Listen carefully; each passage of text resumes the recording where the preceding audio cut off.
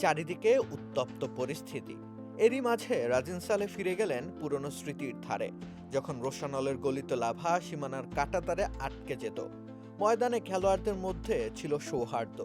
Sachin টেন্ডুলকারের hotel রুমের দরজায় কড়া নেড়ে বসে যাওয়া যেত দীর্ঘ আলোচনায়। ঘটনাটা ২০০৪ সালের। তখন ভারত ক্রিকেট দল বাংলাদেশে এসেছিল দ্বিপাক্ষিক সিরিজ খেলতে। সেই সিরিজে বাংলাদেশ দলের অন্যতম প্রতিনিধি ছিলেন রাজিন সালে। ভীষণ ধুঁকছিলেন তিনি সেই সিরিজ জুড়ে। টেস্ট থেকে ওয়ানডে কোথাও তার ব্যাটে ছিল না হাসির উপস্থিতি। সম্প্রতি ভারতীয় এক গণমাধ্যমে রাজিন সালে রোমন্থন করেছেন সেই পুরনো স্মৃতি। তিনি বলেন, ওই সিরিজে ব্যাট হাতে আমি ভীষণ সংগ্রাম করছিলাম। একটা টেস্ট ম্যাচে ২ ইনিংসেই ০ রান করি। এরপর ওয়ানডেতেও ভালো করতে পারিনি। প্রথম ২ ম্যাচে আমার রান ছিল ১৪-০। এরপর তিনি পরামর্শের জন্য কড়া নেড়েছিলেন দ্য লিটল মাস্টার খ্যাত সচিন টেন্ডুলকারের দরজায়। সে সম্পর্কে রাজিন বলেন, আমি তখন মানসিকভাবে একেবারে ভেঙে পড়েছিলাম। মনোবল পুরোপুরি তলানিতে নেমে গিয়েছিল। ঠিক তখনই সৌরভ আর সচিনের সঙ্গে কথা বলার সিদ্ধান্ত নিই। রাজিনকে সেদিন সাদরে আমন্ত্রণ জানিয়েছিলেন সচিন। একে বিস্তৃত হাসিতে রাজিনকে পরামর্শ দিয়েছিলেন তিনি।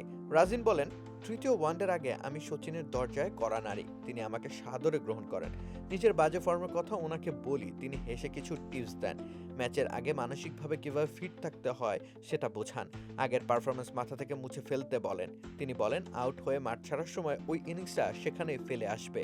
পরের ম্যাচে একেবারে নতুন করে শুরু করবে। তাদের সেই আলাপচারিতার মাঝে প্রবেশ করেন সৌরভ গাঙ্গুলিও। তিনি প্রথমে সচিনের দেওয়া পরামর্শ নিজে মনোযোগ দিয়ে শোনেন।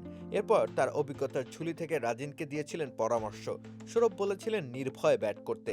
এরপরই গ্লানি সব পেছনে ফেলে রাজিন দারুণ এক পারফরমেন্স মঞ্চস্থ করেন সিরিজের তৃতীয় ওয়ানডে ম্যাচে।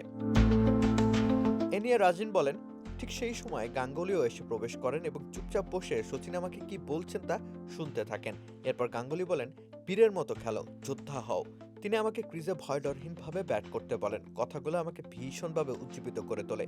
পরের ম্যাচে ভারতের বিপক্ষে আমি ৮০ ঘরে রান করি। সেই ম্যাচে অজিত আগারকার, জহির খান আর হরভজন সিং এর মতো বোলারদের বিপক্ষে রান তুলেছিলাম।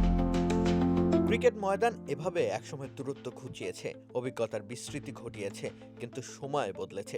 সবকিছুতেই এখন ঢুকে পড়ে তৃতীয় কোনো অ্যাঙ্গেল। ক্রিকেট ময়দানে এখন আর শুধু ক্রিকেট হয় না, দাবার কোর্টের চাল চলে সর্বত্র। রাকিব হোসেন রুম্মান, খেলা ৭১।